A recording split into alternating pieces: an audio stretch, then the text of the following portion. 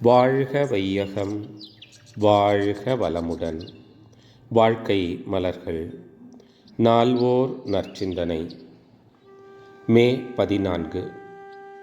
தலைப்பு: மூலமும் முடிவும்.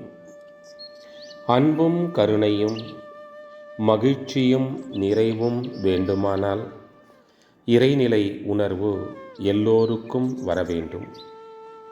சிறு குழந்தைகளுக்கு இந்த உணர்வு வருவது எளிது அன்று என்பதால் சிலை வணக்கம் போன்ற சில முறைகள் அவசியம்.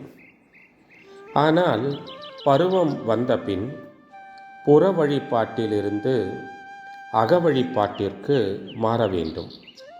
அதாவது எல்லோருக்கும் அகத்தவம் என்னும் கருத்தவ சாதனை அவசியம் வேண்டும். அப்போதுதான் மனம் ஒரு சமநிலையிலேயே இருக்கவும் அறிவை உயர்நிலையிலேயே இயக்கவும் முடியும். இங்கேதான் மனம் அமைதி பெறும். எல்லையற்ற ஆற்றலுடைய பரம்பொருளே அறிவாக இருப்பதால் அது தனது முழுமையை நோக்கியே விரிவடைகிறது. அதனை எந்த பொருளிலும் எவ்வகையான புலன் இன்பத்திலும் எல்லை கட்டி நிறுத்திவிட முடியாது. போதும் என்ற நிறைவு நிலையை பெற முடியாது. பொருளில் இன்பத்தில் நிறுத்தினால் அவற்றில் நிலைக்காது.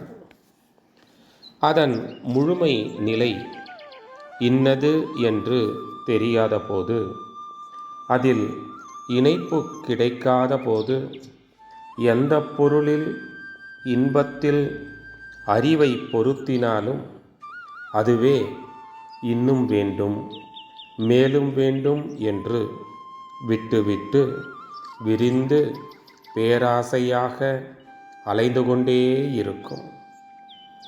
மேலும் பரநிலை உணர்வும் அதில் அடங்கி இணைந்து நிலை பெறும் பேரும் கிடைக்காத போது, அறிவு தான் தனது என்னும் தன்முனைப்பில் உணர்ச்சி வயமாகி புலன்கள் மூலமே அளவு முறை கடந்து செயல் புரிந்து துன்பங்களையும் சிக்கல்களையும் பெருக்கிக் கொள்ளும்.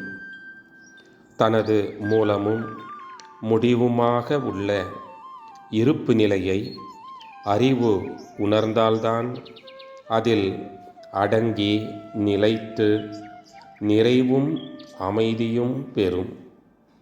அருட்தந்தை. வாழ்க வளமுடன். தொடரும்.